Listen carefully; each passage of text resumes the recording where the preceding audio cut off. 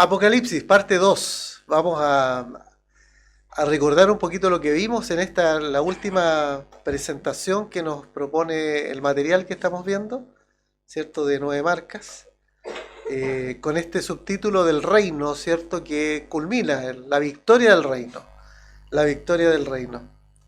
Y el propósito, que ya lo vimos, esto es repaso, de Apocalipsis es ordenar nuestras vidas sabiendo que nuestra esperanza en la vida eterna es cierta.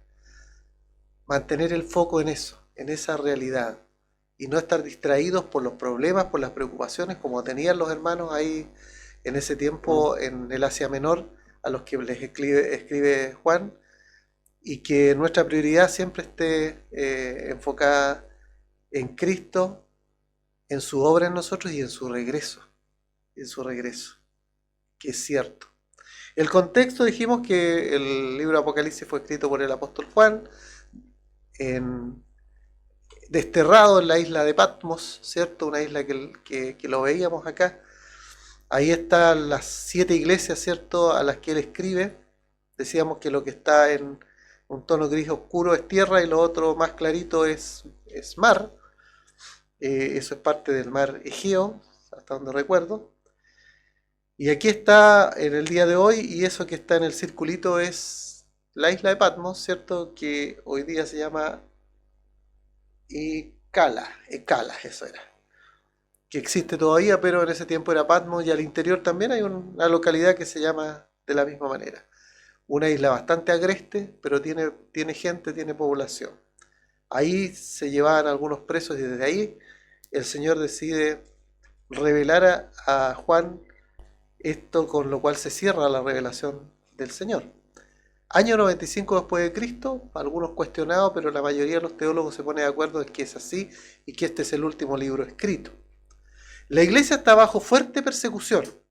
El emperador romano es Domiciano, que es más malo ¿qué podría ser?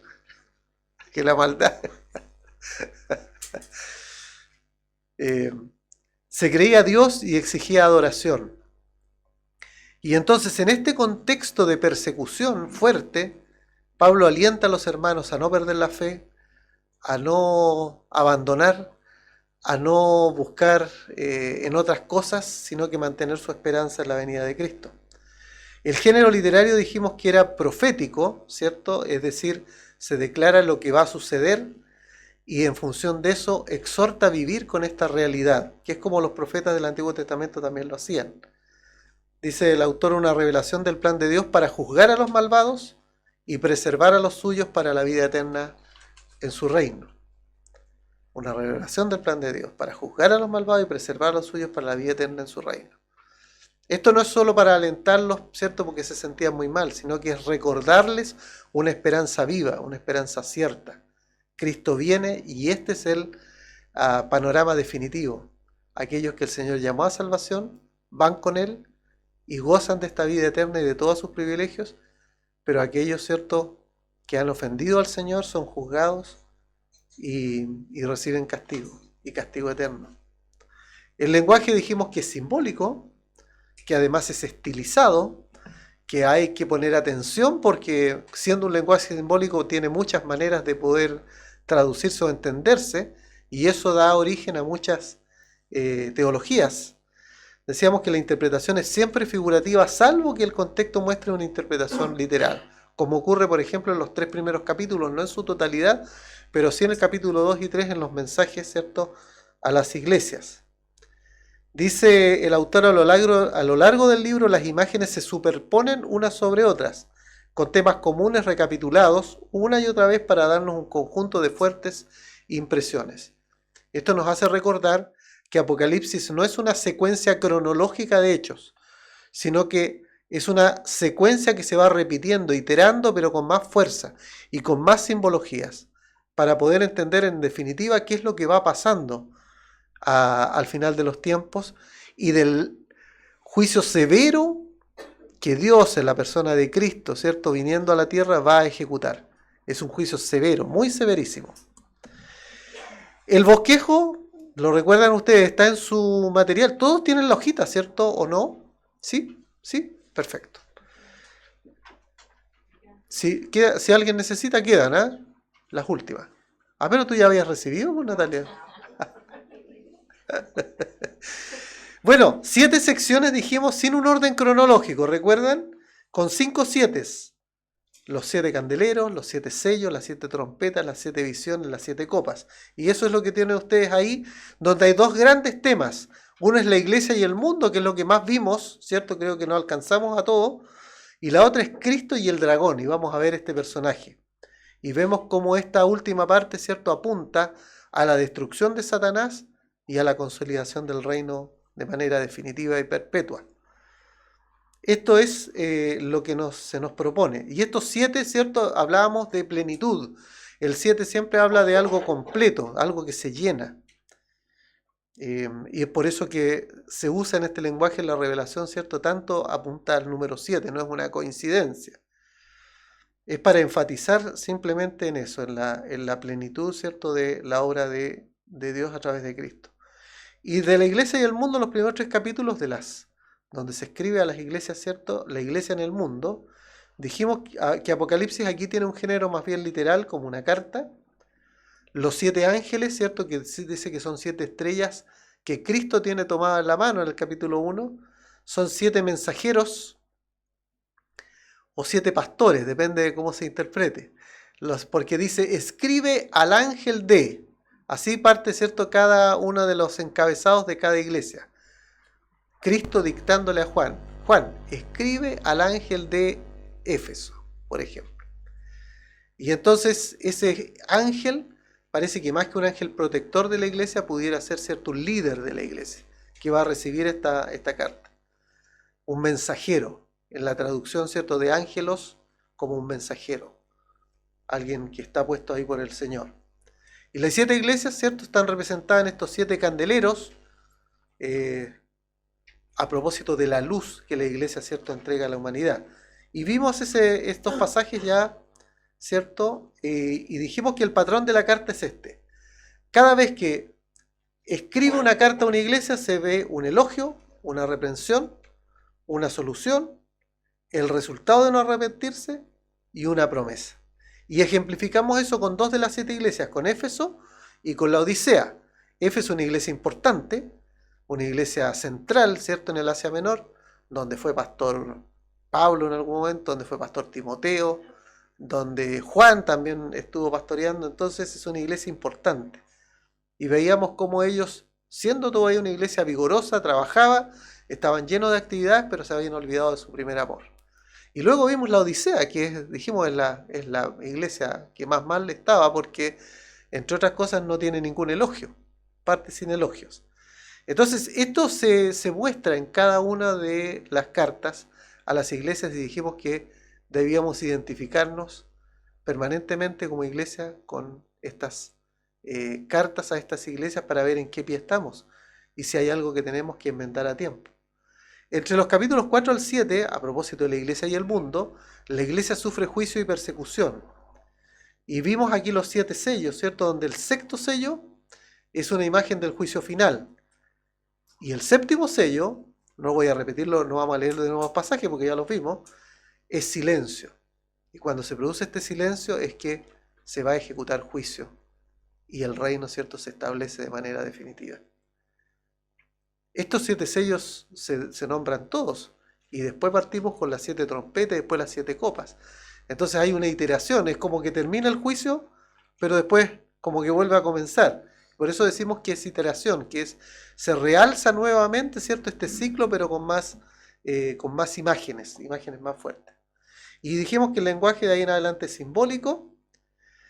Y vimos una visión del trono de Dios. No sé si llegamos aquí, por aquí parece que estábamos. ¿Puede ser? Ya.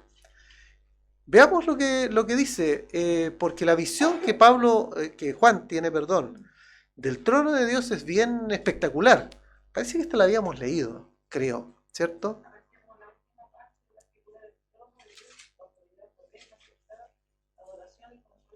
Eso que acabo de proyectar ahí, correcto, la figura del trono de Dios. Todo eso aparecía aquí, ¿cierto? En la adoración delante del Señor, de los seres celestiales, ¿cierto? De los 24 ancianos.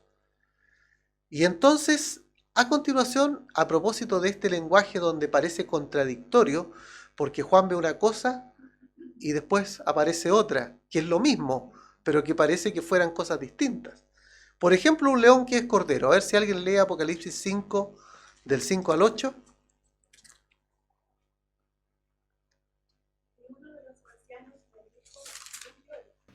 Por ejemplo, un león que es cordero. A ver si alguien lee Apocalipsis 5, del 5 al 8.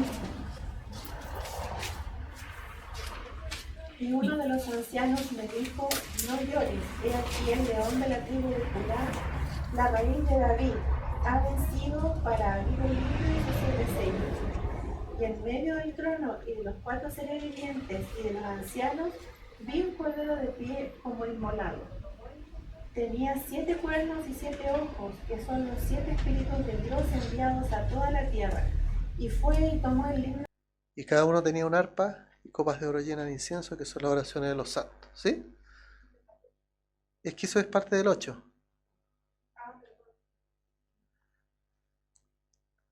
¿Quién es este que tiene el libro, cierto, que está ahí? ¿Es un león o un cordero? ¿Se fijaron, no? Que aparece primero la imagen de un león y después se da vuelta y ve un cordero. ¿Quién es ese? Cristo, cordero y león. ¿Cierto? El león, el que juzga a todo el mundo, el que tiene todo el poder, pero a la vez el cordero como inmolado, como dice ahí. Aquel, ¿cierto?, que murió obedientemente y sin rehuir de lo que el Padre le había mandado. Entonces es interesante esto, porque él está mirando y dice, hay un león ahí, y se da vuelta y hay un cordero. Y es Cristo, ¿cierto?, en esta figura complementaria de Cristo como cordero y como león. Entonces Juan escucha algo y ve otra cosa. ¿Ya? Y esto es como un patrón teológico. Si alguien puede leer Apocalipsis 7, el verso 4 y el 9, no hasta el 9, el 4 y después el 9, para que veamos otra vez este contraste. Y oí el número de los... Lógico, si alguien puede leer Apocalipsis 7, el verso 4 y el 9, no hasta el 9, el 4 y después el 9. Él ve todos los sellados y esos son 144.000. ¿Qué pasa en el 9? El número de los sellados, 144.000 sellados de todas las tribus de los hijos de Israel. Él ve todos los sellados y esos son 144.000. ¿Qué pasa en el 9? Después de esto miré y he aquí una gran multitud. ¿Cuántos habían? ¿144.000 o millones? Multitud, ¿cierto? Todos adorando a Cristo, delante de Cristo. Entonces aquí empiezan las especulaciones, porque él vio 144.000 y después vio millones. Entonces, ¿eran dos grupos distintos o vio un subgrupo dentro de un grupo mayor? Y entonces aquí se apunta escatológicamente, ¿cierto?, desde el punto de vista dispensacional al pueblo de Israel. Digo desde el punto de vista dispensacional porque, bueno, ya vamos a hablar más en detalle de eso, ¿cierto?, con las diferencias con teología de pacto. Pero es el patrón que aparece muchas veces, ¿ya? Como que él está viendo algo y de repente ve otra cosa que en el fondo es lo mismo, ¿ya? Apunta a exactamente lo mismo. El cordero guarda a los que ha comprado con su sangre, ¿cierto? De eso se trata. El cordero, la sangre del cordero es la que nos compró a nosotros y le pertenecemos. Y los sellos, ¿cierto? Y este juicio terrible. Yo quiero que miremos solamente porque nosotros vemos que al final de los sellos, ¿cierto?, es como ya se establece el reino, después de ese silencio. Pero fíjense qué es lo que los sellos dicen. Vamos a volver un poquito, vamos a leer Apocalipsis 6 del 1 al 8, primero después del 9 al 17, pero del 1 al 8, a ver qué dice. Dicen, vamos a volver un poquito, vamos a leer Apocalipsis 6 del 1 al 8, primero después del 9 al 17, pero del 1 al 8, a ver qué dice. Vi cuando el Cordero abrió uno de los sellos y oí a uno de los 4 seres vivientes decir como con voz de trueno, ven y mira. Primer sello Y ese, miré ¿cierto? y aquí un caballo blanco y el que lo montaba tenía un arco y le fue dada una corona y salió venciendo y para vencer. Primer sello ese, ¿cierto? Vamos con el segundo. Cuando abrió el segundo sello, oí al segundo ser viviente que decía, ven y mira. Fíjense cómo Y va salió otro caballo crecientemente, bermejo, esto y al generando que lo más daño. Este caballo de color rojo, ya Bermejo dice de color rojo. Vamos con el siguiente. espada. Fíjense cómo va crecientemente, ¿cierto? Esto generando más daño. Este caballo de color rojo, ya Bermejo dice de color rojo. Vamos con el siguiente. Cuando abrió el tercer sello, oí al tercer ser viviente que decía, ven y mira. Y miré, y he aquí un caballo negro, y el que lo montaba tenía una balanza en la mano. Y Más o menos para que sepan, ¿no? Aquí dice 1 kilo de trigo por el salario de un día. Escasez, hambruna, desesperación de la gente por tener algo que comer. Verso 7. Más o menos para que sepan, ¿no? Aquí dice 1 kilo de trigo por el salario de un día. Escasez, hambruna, desesperación de la gente por tener algo que comer. Verso 7. cuando abrió el cuarto sello, oí la voz del cuarto ser viviente que decía, ven y mira. Y miré, y he aquí un caballo amarillo. Fíjense cómo va de menos a más, ¿verdad? Y va habiendo un juicio terrible, terrible, que después se vuelve a repetir con las trompetas y con las copas, pero de manera todavía más realzada. Entonces, pongamos acento en eso. Y esto sigue, vamos a ver esto a manera de ejemplo, ¿no? Del 9 al 17, seguimos con los sellos. Cualquiera puede leer. A ver esto a manera de ejemplo, ¿no? Del 9 al 17, seguimos con los sellos. Cualquiera puede leer. Cuando abrió el quinto sello, vi bajo el altar las almas de los que habían sido muertos por causa de la palabra de Dios y por el testimonio que tenían. Y clamaban a gran voz diciendo, ¿hasta cuándo, Señor santo y verdadero, no juzgas y vengas nuestra sangre en los que moran en la tierra? Y se les dieron vestiduras blancas y se les dijo que descansasen todavía un poco de tiempo, hasta que se completara el número de los consiervos y sus hermanos, que también habían de ser muertos como ellos. Miré cuando abrió el sexto sello, y he aquí hubo un gran terremoto, y el sol se puso negro como la tela de silicio, y la luna se volvió toda como sangre, y las estrellas del cielo cayeron sobre la tierra, como la higuera deja caer sus higos cuando es sacudida por un fuerte viento. Y el cielo se desvaneció como un pergamino que se enrolla, y todo monte y toda isla se removió de su lugar, y los reyes de la tierra, y los grandes, los ricos, los capitanes, los poderosos, y todo siervo y todo libre, se escondieron en las cuevas y entre las peñas de los montes. Y decían a los montes y a las peñas, caed sobre nosotros el gran día de la ira del Señor. Esto evidentemente es el juicio final. Es el juicio, ¿cierto?, decretado por Dios que se ejecuta en la persona de Cristo. Y aquí se manifiesta, ¿cierto?, a través de estos seres que empiezan a aparecer y empiezan a quedar, ¿cierto?, desastres naturales y más que desastres naturales en la tierra. Se caen los montes, dice, se caen los cerros, se destruye la cuarta parte del planeta. O sea, estamos ante un desastre catastrófico que está acabando con el planeta. De eso se trata el juicio que viene.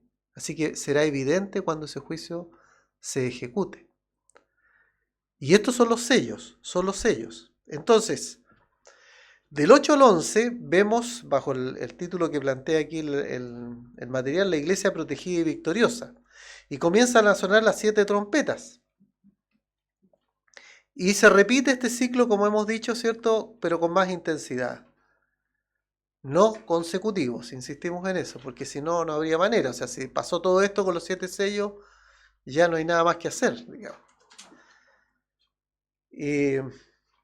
Dice así el material, varios ciclos de 7 que cubren el espectro completo, con cada ciclo más intenso que el anterior. Pero cada ciclo describe el mismo periodo de tiempo, simplemente desde un ángulo diferente. Para poder entender, ¿cierto?, esto. Leamos Apocalipsis 8 del 6 al 9, por favor, a propósito de las trompetas. Y los 7 ángeles que tenían las 7 trompetas. Para poder entender, ¿cierto?, de esto. Leamos Apocalipsis 8 del 6 al 9, por favor, a propósito de las trompetas. Y los 7 ángeles que tenían las 7 trompetas se dispusieron a tocarlas. El primer ángel tocó la trompeta y hubo granizo y fuego, mezclado con sangre, que fueron lanzados sobre la tierra, y la tercera parte de los árboles se quemó, y se quemó toda la hierba verde. El segundo ángel tocó la trompeta, y como una gran montaña ardiendo en fuego, Vamos a leer hasta ahí porque simplemente les quería mostrar, ¿cierto?, la mayor intensidad cada vez que se toca una trompeta. Y después sigue avanzando hasta que suenan las 7 trompetas. Entonces se repite este ciclo. Y el reino de este mundo, ¿cierto?, se convierte finalmente en el reino de Dios. Esa es la victoria del reino. Y si vamos al capítulo 11, verso 15, nos muestra esto. Después de todo este desastre, verso 15, donde suena la última trompeta. El séptimo ángel tocó la trompeta. Después de todo este desastre, verso 15, donde suena la última trompeta. El séptimo Amén. Bueno, y aquí parece que termina todo. Entonces podemos entender que esta es la consumación final, porque si uno avanza hasta el capítulo 16, ahora empiezan a derramarse las copas de la ira. Y entonces no tiene mucha lógica que después de todo lo que pasó comience otro ciclo más. Por eso decimos que es repetitivo, pero más intenso. Y si vemos un juicio severo, y esto no hay que olvidarlo, así de severo será, un juicio justo y además un juicio anunciado. Así que ahí está, pues, la iteración con más intensidad de los 7 sellos, las 7 trompetas y las 7 copas. Esto es lo que podemos ver una tras otra. Hasta aquí, preguntas, comentarios. ¿Se entiende bien el enfoque de lo que estamos viendo? Sí. Hasta aquí. ¿Cuál parte? ¿Toda la parte? ¿Todo lo que he dicho? No logro entender que hay 7 trompetas. Yo entendí que no puede ser todo eso porque ya se cumplió casi todo. ¿Cuál parte? ¿Toda la parte? ¿Todo lo que he dicho? La propuesta para entender simbólicamente lo que ocurre a través del relato del Apocalipsis es que en ciclos de 7, que muestran plenitud, que todo está completo, se muestra el juicio final. Se muestra, hay algunos paréntesis que no hemos visto en detalle, pero se muestra el juicio que Dios emite sobre la tierra a través de Cristo, y en el primero se ve con mucha fuerza hasta que termina, porque veíamos, ¿cierto?, que el último sello era finalmente silencio y se emitía juicio.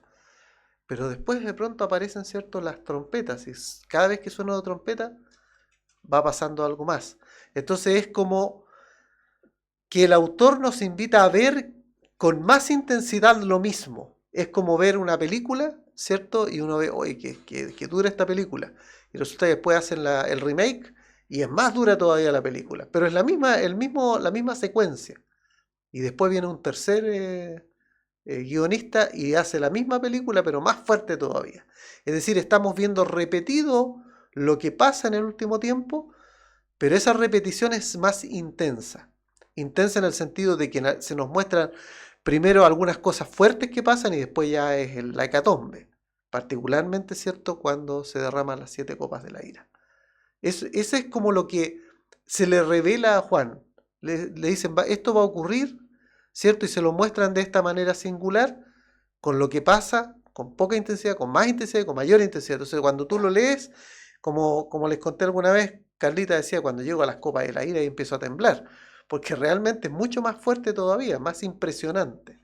Y de eso se trata, de que nos impresionemos con esta revelación, que es lo que va a ocurrir, del juicio que viene, ¿cierto?, sobre los hombres que le han dado la espalda a Dios. ¿Sí? De que nos impresionemos con esta revelación, que es lo que va a ocurrir, del juicio que viene, ¿cierto?, sobre los hombres que le han dado la espalda a Dios. Claro, lo que pasa es que nosotros nos imaginamos esto como una secuencia. Primero viene el Señor, ¿cierto?, y hay unos sellos que se abren, pa, pa. Y después viene de nuevo, sigue, y ahora voy a tocar las trompetas, y los ángeles tocan las trompetas. Y después vienen y se empiezan a derramar copas de ira, como que fuera una secuencia. No, es simplemente una manera de relatar lo que va a ocurrir. No es que 7 ángeles van a tocar 7 trompetas literalmente. Se trata, ¿cierto?, de cómo Dios, a través de su ejército de ángeles, ejecuta juicio. Pero no es exactamente que van a sonar las trompetas, que las copas se van a derramar, sino que es la manera simbólica de mostrar cómo el juicio, ¿cierto?, se va a desplegar sobre toda la tierra.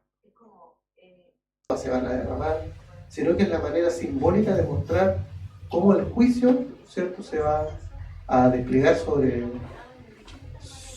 toda la tierra. Es como, Exactamente. a lo mejor para entenderlo mejor, Eso es. no es correlativo. No.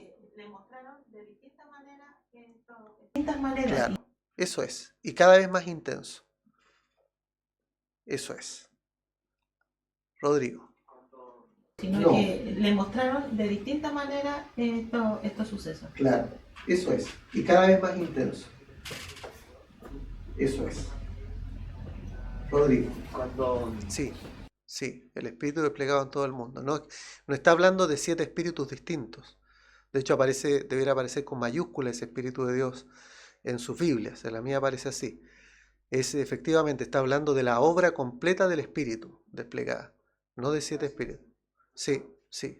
A mí me llamó la atención también y es la explicación más plausible de que se da, digamos, que no está hablando de que el espíritu se parte en 7 o algo parecido, o son 7 espíritus distintos, sino que habla de la plenitud, ¿cierto?, del Espíritu de Dios en su acción completa, digamos, sobre la tierra.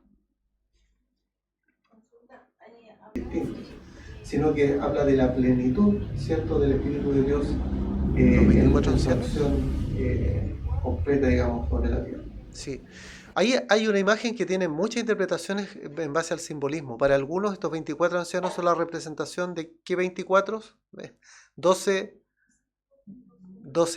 hijos o las 12 tribus de Israel, ¿cierto?, representadas acá. Y por otro lado los 12 apóstoles. ¿Ya? De alguna manera como la representación completa de Israel como pueblo escogido de Dios. Y por otro lado, ¿cierto?, de la era de la iglesia, a través de los discípulos, de los apóstoles. ¿Ya? De alguna manera como no hay tanta claridad. Yo no podría darle una connotación especial, no llega hasta ahí mi conocimiento, pero estos 4 seres vivientes aparentemente es una representación también simbólica de figuras celestiales. Miguel, es para que no perdamos tiempo, ¿no? Para que dejemos las preguntas difíciles para responder. ¿Seguimos, que tenemos harto todavía que ver? ¿Sí? ¿Estamos bien? Muy bien. La última parte, Cristo y el dragón. ¿Se acuerdan que la primera parte era el mundo y la iglesia? Y ahora Cristo y el dragón, la segunda mitad, digamos, del libro de Apocalipsis. ¿Quién es el dragón? Satanás. ¿Cómo sabemos eso? ¿Por qué se le llama dragón? Bueno, mejor veámoslo en los pasajes. Apocalipsis 12:3, ¿qué dice? Y apareció otra señal. Eso. ¿Por qué se le llama dragón? Bueno, mejor veámoslo en los pasajes. 7 joyas, ¿cierto? Diamantes, si queremos. Este dragón, ¿cierto?, con estos cuernos y esta cabeza que tiene también, ¿cierto?, la representación en la tierra de la obra de Satanás, porque después se describen como gobernantes. Ese dragón es identificado al final. Apocalipsis 22 lo dice claramente.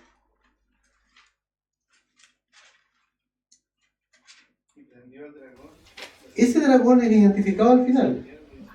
Apocalipsis 22 lo dice claro. No tenemos ninguna duda de que el dragón, en esta figura simbólica, es Satanás, ¿cierto? Es el diablo, es el ángel caído, el príncipe de este siglo, como también es llamado. Otra pregunta, ¿quién es la bestia? La Bella y la Bestia, no, eso es una serie de Disney, creo. ¿Quién es la Bestia? Dicen por acá. ¿Están de acuerdo, no? ¿Podría ser? La Bella y la Bestia, no, eso es una serie de Disney. Apocalipsis 13 del 1 al 5. ¿No? ¿Podría ser? Veamos qué dice por los pasajes. Apocalipsis 13 del 1 al 5. Me paré sobre la arena del mar y vi subir del mar una bestia que tenía 7 cabezas y 10 cuernos, y en sus cuernos 10 diademas, y sobre sus cabezas un nombre blasfemo. Un nombre blasfemo. Y la bestia que vi era semejante a un leopardo, y sus pies como de oso, y su boca como boca de león. Y el dragón le dio su poder y su trono y grande autoridad. Y vi una de sus cabezas como herida de muerte, pero su herida mortal fue sanada, y se maravilló toda la tierra en pos de la bestia. Y adoraron al dragón que había dado autoridad a la bestia, y adoraron a la bestia diciendo: ¿quién como la bestia? Aquí hay un personaje que se describe igual como el dragón, ¿cierto? Con esos cuernos, ¿sí? De la misma manera, esas cabezas y esos cuernos.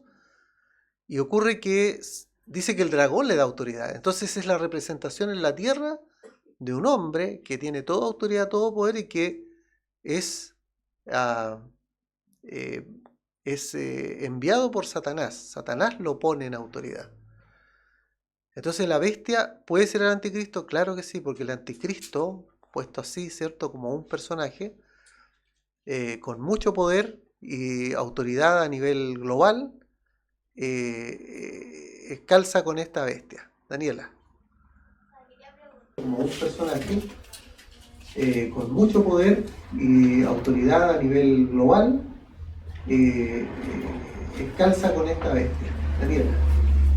Quería preguntar, porque me estaba acordando que una vez escuché que como que se hacía la asociación de que el dragón, la bestia y el falso profeta eran como una forma obviamente opuesta y no a ese nivel de homologar la Trinidad de Dios. Entonces, sí, yo también he escuchado eso. Creo que en parte uno puede buscar una homologación, pero muy distante, en el sentido, ¿cierto?, de que la Trinidad no tiene comparación con el poder del mal. Pero este poder del mal se manifiesta de esa manera. Satanás, ¿cierto?, como el padre de la mentira, que tiene aquí a un hombre que le da mucho poder, que es un hombre físico.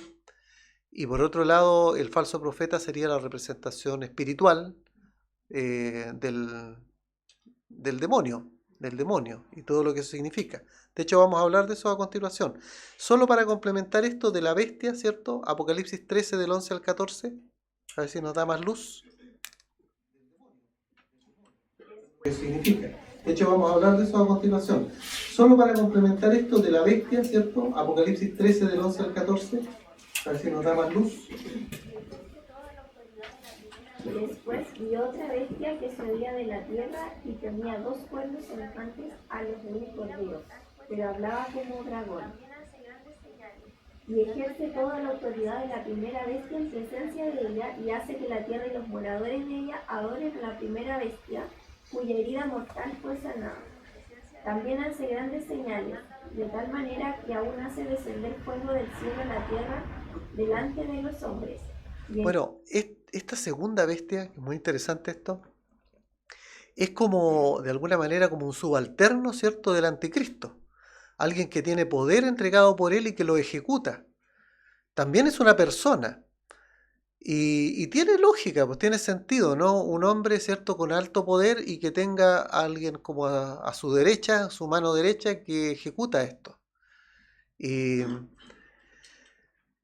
Y la ejecución de ese poder es a través, ¿cierto?, de tener poder sobre los habitantes de la tierra. ¿Puede llegar un hombre a tener tanto poder sobre la tierra?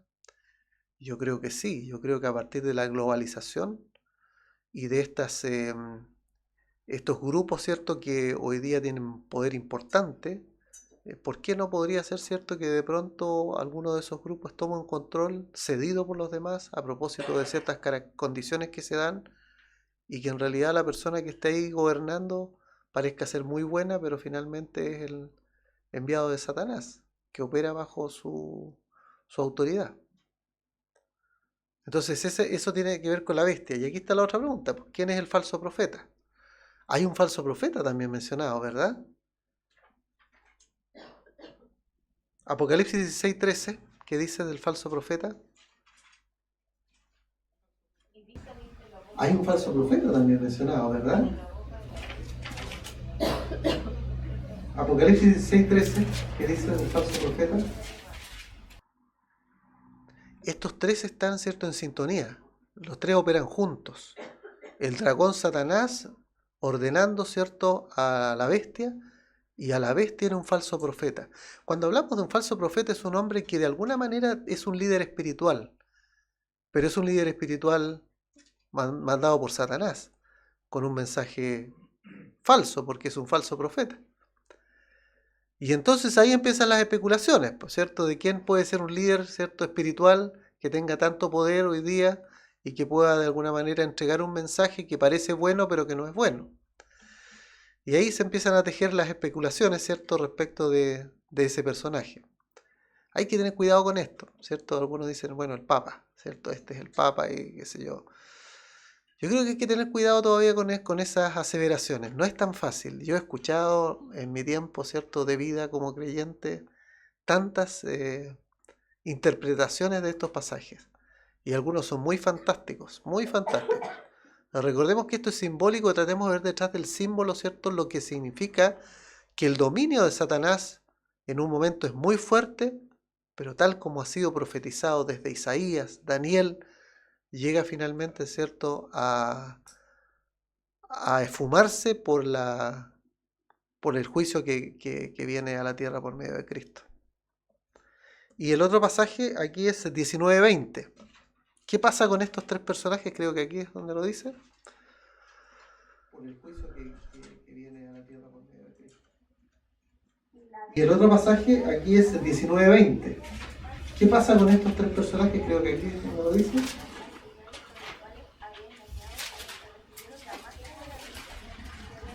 La bestia fue apresada y con ella el falso profeta, que había hecho delante de ella las... Ya, aquí está la ejecución final, ¿cierto?, del mal en la persona de la bestia y del falso profeta. Y el dragón también será lanzado ahí, junto con ellos. ¿Qué pasará con ellos? Creo que aquí viene el pasaje. Apocalipsis 20:10. El dragón también será lanzado ahí, junto con ellos. ¿Qué pasará con ellos? Creo que aquí viene el pasaje. Apocalipsis 20:10. Este es el destino final de Satanás, de sus huestes de maldad, de este hombre, ¿cierto?, que él utiliza, de este falso profeta también que aparece. Eso es lo que ocurre con ellos.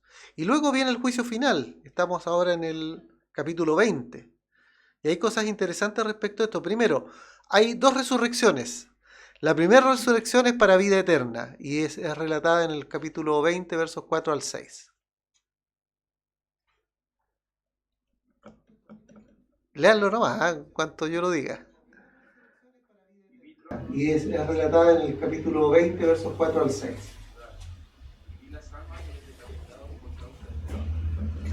Leanlo nomás, cuanto yo lo diga. Y vi tronos, y se sentaron sobre ellos los que recibieron facultad de juzgar. Y vi las almas de los decapitados por causa del testimonio de Jesús, por la palabra de Dios. Los que no habían adorado a la bestia ni a su imagen, y que no recibieron las marcas en su frente ni en sus manos. Vivieron y reinaron con Cristo 1000 años. Pero los otros muertos no volvieron a vivir hasta que se cumplieron 1000 años. Esta es la primera resurrección. Ya, esta es la resurrección, ¿cierto?, para vida eterna, de aquellos que han sido llamados por el Señor, que han partido, que están durmiendo, junto con aquellos que sean en ese momento también arrebatados. Ya vamos a hablar un poco del tema del arrebatamiento. Esta primera resurrección es para vida eterna, porque hay una segunda, que es para muerte eterna, y eso está en los versos 11 al 15 de este capítulo 20. ¿Cómo dice? Esta primera resurrección es para vida eterna, porque hay una segunda, que es para muerte eterna, y eso está en los versos 11 al 15 de este capítulo 20. ¿Cómo dice? vi un gran trono blanco y al que estaba sentado sobre él, de cuya presencia huyeron la tierra y el cielo, y ningún lugar fue hallado para él. Vi también a los muertos, grandes y pequeños, que estaban de pie delante del trono, y los libros fueron abiertos. Y otro libro fue abierto, que es el libro de la vida. Y los muertos fueron juzgados a base de las cosas escritas en los libros, de acuerdo a su obra. Y el mar entregó a los muertos que estaban en él. Y la muerte y el Hades entregaron los muertos que estaban con ellos. Y fueron juzgados cada uno según sus obras. Y la muerte y el Y Hades... esto es una muerte eterna, como es relatado. Es terrible esto, es terrible, pero esto es lo que se nos advierte simbólicamente, gráficamente, y que es absolutamente consistente con todo el relato de la palabra. Lo que dijo el Señor Jesucristo en su ministerio, hablando, ¿cierto?, del lloro y el crujir de dientes, de aquellos que van a ser finalmente fruto de juicio permanente. Entonces aquí está graficado de esta manera. 2 resurrecciones. La primera, donde nos encontraremos nosotros para vida eterna, y una segunda para muerte eterna, que se suceden. ¿Ah? ¿Ya? De esta manera. 2 resurrecciones. La primera, donde nos encontraremos nosotros para vida eterna, y una segunda para muerte eterna, que se suceden. ¿Ah? ¿Ya? Yo creo que este simbolismo de pequeños no tiene que ver con edad, no tiene que ver con edad. Y aquí hay diferentes posiciones, y yo creo que he dado a conocer la mía respecto de que yo tengo la certeza bíblica de que los niños cuando parten con el Señor.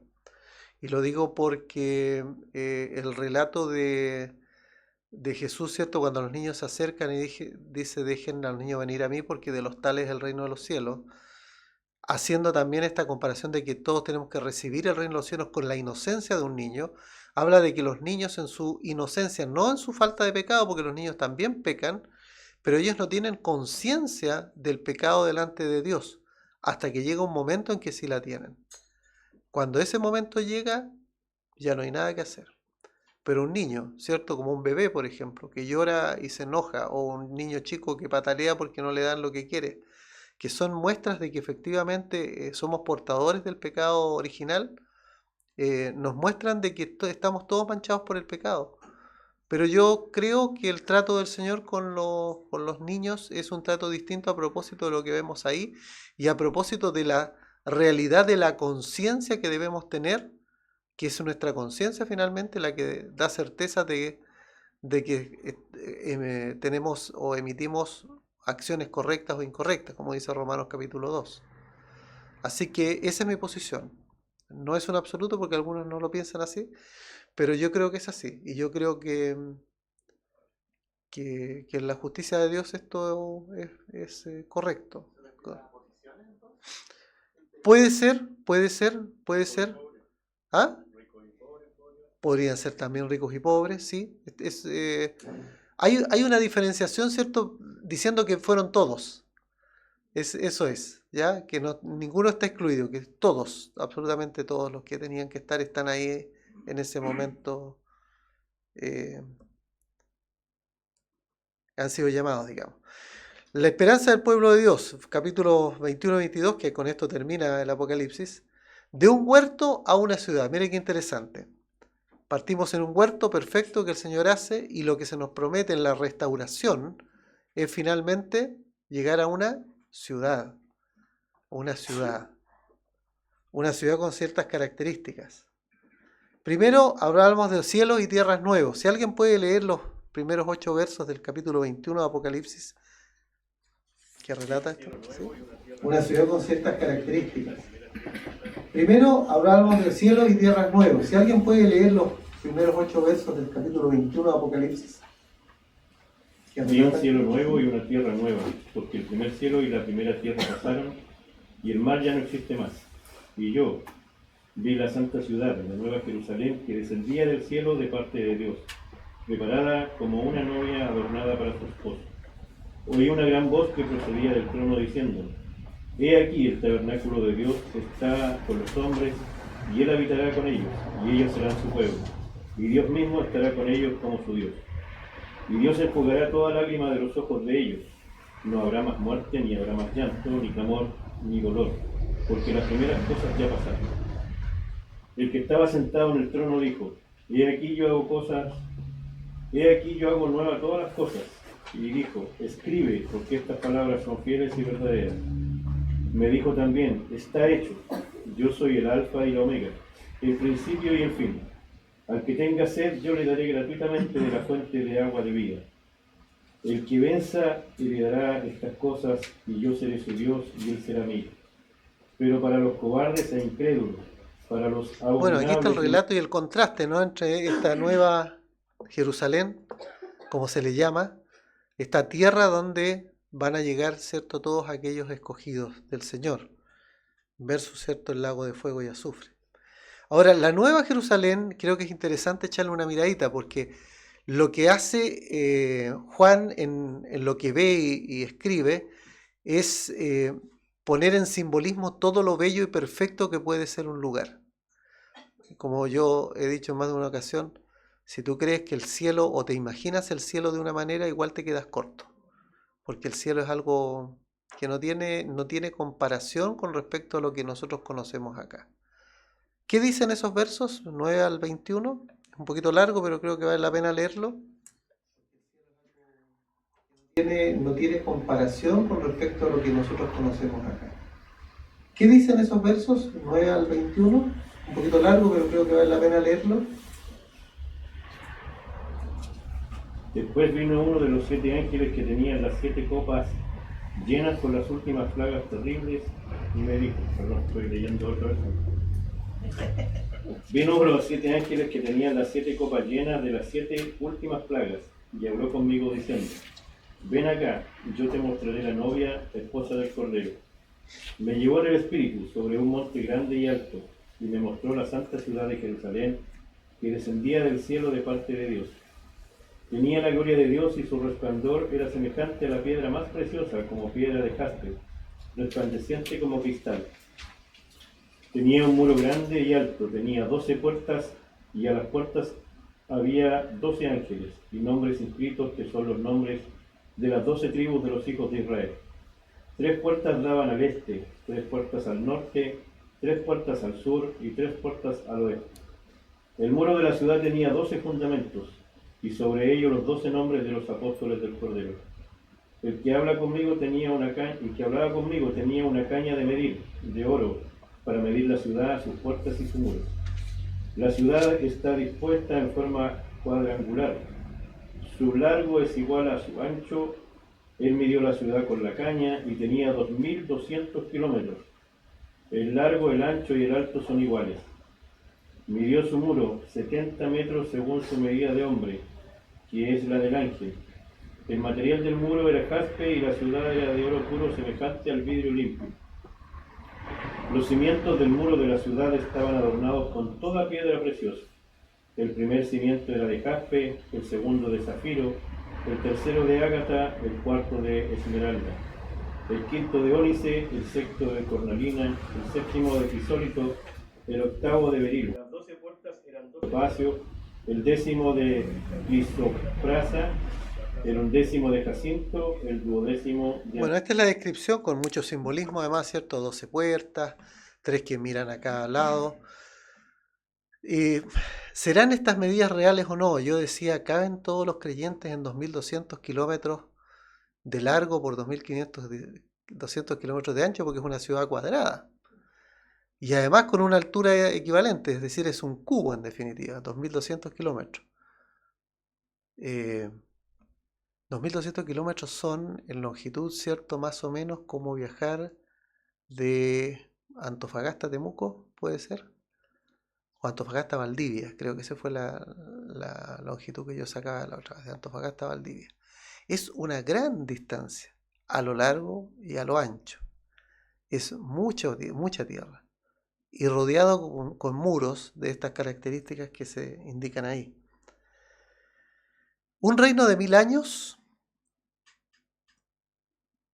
Apocalipsis 20 del 1 al 3 y el verso 7 hablan de esto, ¿cierto? De 1000 años. Vi un ángel que descendía del cielo con la llave de la una gran Apocalipsis 20 del 1 al 3 y el verso 7 hablan de esto, ¿cierto? De 1000 años. Vi un ángel que descendía del cielo con la llave del abismo y una gran cadena en la mano, y prendió al dragón, la serpiente antigua, que es el diablo y Satanás, y lo ató por 1000 años, y lo arrojó al abismo y lo cerró. Bueno, la interpretación premilenial, dispensacional particularmente, ¿cierto? El milenio es un periodo de tiempo literal de 1000 años, que ocurrirá después de que Cristo viene a la tierra y establece su reino en la tierra por 1000 años. Y esos 1000 años transcurren y nosotros estamos acá.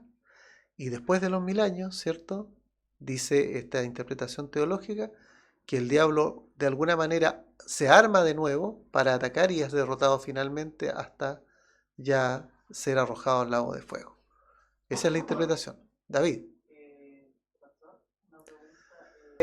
Se arma de nuevo para atacar y es derrotado finalmente hasta ya ser arrojado al lago de fuego. Esa es la interpretación. David. Pastor, una pregunta. La mayoría de Apocalipsis Es el mismo lugar. Es el mismo lugar, definitivamente. Solo que aquí se ejemplifica simbólicamente con un lago de fuego y azufre, porque es una manera de mostrar, ¿cierto?, lo doloroso, lo intenso, lo fuerte, lo feo que ese lugar va a ser. Es un lugar de dolor. No, es simbólico, definitivamente. Yo creo que es la manera más simbólica de poder pensar en que somos, como cuando uno se tira un piquero al lago, ¿cierto? Pero cae en un lago de fuego y de azufre, que debe ser la visión que los que leían entendían, porque a través de una erupción volcánica, por ejemplo, uno ve el olor a azufre y el fuego. Entonces, que es una cuestión devastadora. Y entonces se simboliza de esa manera. Sí. Uno ve el olor a azufre y el fuego. Entonces, que es una cuestión devastadora. Y entonces se simboliza. Bueno, hablamos recién de lo que significan los grandes y pequeños, ¿cierto? A propósito de la pregunta de Daniela. Y para mí los grandes y pequeños no tienen que ver con edad, sino que se refiere a categorías de personas de acuerdo a nuestra propia medición. Daniela. Y para mí los grandes y pequeños no tienen que ver con edad. Hay dos resurrecciones, como dijimos antes. La primera resurrección no es un juicio. Los muertos, ¿cierto?, en Cristo resucitan. Los que hayan quedado y que son creyentes también resucitan. Y son en esa primera resurrección presentados, ¿cierto?, como aquellos que van a poblar esta nueva tierra. Distinto es los que son resucitados después. Todos esos son para juzgar, para juicio y para castigo eterno. Esas son las dos resurrecciones. ¿Qué más? La ciudad un cubo, bueno, lo vimos recién, no voy a entrar en detalle porque ya lo leímos, pero es interesante esto, ¿saben por qué? Porque cuando uno va a Primera de Reyes 6:20, si alguien lo puede leer, hay algo interesante a propósito de estas medidas que se entregan. ¿Qué tenía forma de cubo y qué era importante para los israelitas en el Antiguo Testamento?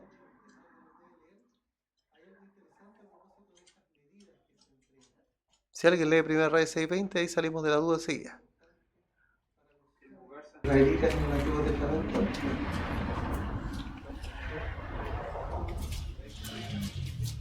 Si alguien lee Primera Reyes 6:20, ahí salimos de la duda enseguida. El lugar santísimo estaba en... El lugar santísimo, donde moraba la presencia del Señor, donde el Señor se manifestaba con el sumo sacerdote que entraba con vestiduras blancas en un momento especial una vez al año, tiene una dimensión igual, es un cubo de 9 metros por 9 por 9. Y esto es un cubo mucho más grande, pero la presencia del Señor, como leíamos en el relato, está ahí permanentemente. Dios con nosotros, un lugar santísimo, donde no hay pecado, donde el Señor se manifiesta y nosotros vamos a ser parte de ese lugar, como sacerdotes. Interesante, ¿no? Interesante cómo se ve eso.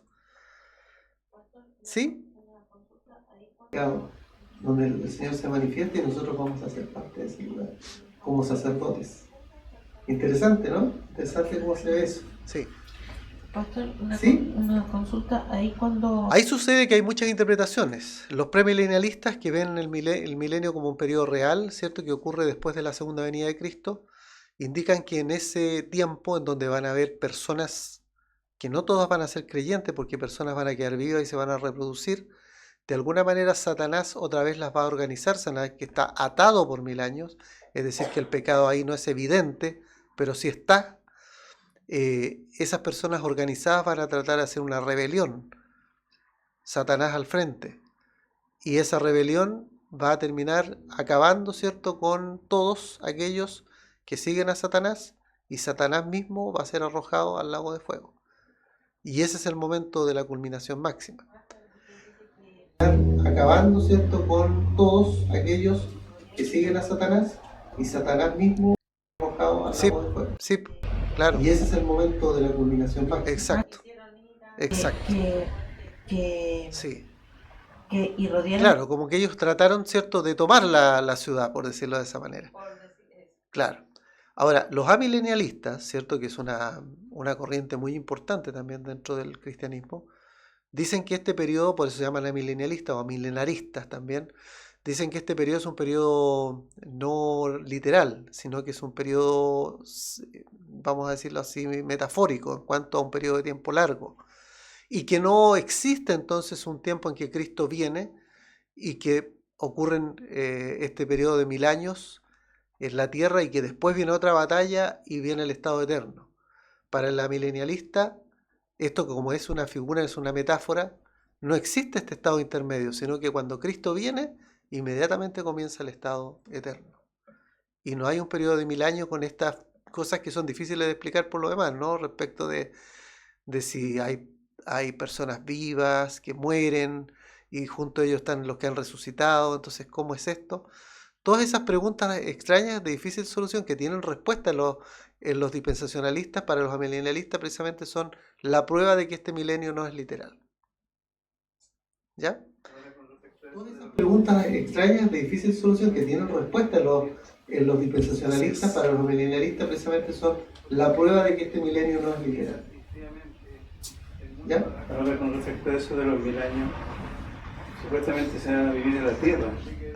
Así es. Claro. O sea, ¿por qué lo digo? Porque si uno mira así fríamente, el mundo no va ¿qué como podría impedir la destrucción total de esta tierra? Solamente que el pecado saliera de ella.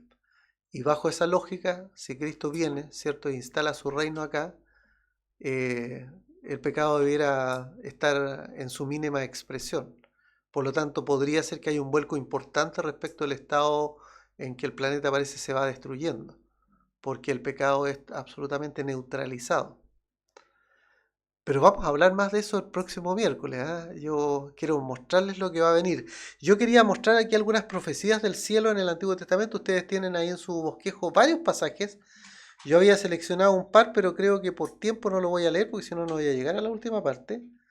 Pero es interesante ver que muchos pasajes del Antiguo Testamento, y ustedes tienen una lista más grande, apuntaban precisamente, ¿cierto?, a esta visión del cielo desde el Antiguo Testamento, que a veces nos parece que es más neotestamentaria, pero desde el Antiguo Testamento también se apuntaba a esta visión. No alcanzo a leer estos pasajes porque ya me llegó la hora, tampoco doy tiempo porque ya hicieron varias preguntas y comentarios. Solamente quiero mostrarles, bueno, la conclusión y algo más. La conclusión es esta, que la victoria del reino significa un lugar glorioso. Dios siempre está en medio nuestro, permanentemente. Su luz es permanente. Hay pureza, solo pureza, y no hay corrupción. Y esta es una esperanza que tenemos, que es una esperanza viva, como la llamamos. No es una idea, no es que ojalá esto ocurra, sino que estamos convencidos de que el reino viene. Y como termina diciendo Apocalipsis 22:20, amén, ven, Señor Jesús. Solamente a manera de sinopsis del próximo miércoles, para dejarlos entusiasmados, quisiera mostrarles la última lámina. Yo sé que algunos están anotando aquí, pero hay una última lámina que quiero mostrarles. A la 1, a las 2 y a las 3. Un anticipo del próximo estudio. Acontecimientos escatológicos, distintas posiciones teológicas. Quiero que conversemos respecto de eso, tratando de hacer una cronología. Aquí no lo voy a mostrar cronológicamente, pero hitos importantes en el último tiempo. Arrebatamiento o rapto, es bíblico. La gran tribulación, también es bíblica. Un periodo de 7 años, al final de los tiempos. ¿Qué pasa con Israel? Regreso de Cristo y juicio. El milenio, y ahí están las posiciones: amilenarismo o amilenialismo, premilenarismo y postmilenarismo. También vamos a ver lo que es el postmilenarismo. Y de ahí al estado eterno. Entonces, ¿cómo ordenamos eso en una cronología? Y eso es lo que les quiero plantear. Diferentes posiciones y diferentes posturas teológicas. Y no hay acuerdo en esto. No hay acuerdo. Pero es interesante que lo conozcamos y que tratemos de ordenarlo, ¿cierto?, en la cronología del último tiempo. Y creo que eso sería. Ya no tengo más por ahora. Y sí, tengo una cosa más que decirles. Creo que va aquí. Preguntas, escríbanme. Para anticiparla, porque si ustedes, yo me imagino que están con muchas preguntas todavía. Entonces, ¿qué es esto del amilenarismo? Ya, yo lo escribo, entonces se explica con más detalle. Por ejemplo, a alguien le podría interesar, ¿y el 666 es una simbología? ¿Qué puede ser? Y también podemos conversar algo de eso. Y espero que lo podamos ver en un estudio más. Vamos a tener que seguir avanzando. El Tori ya está escribiendo aquí, ¿eh?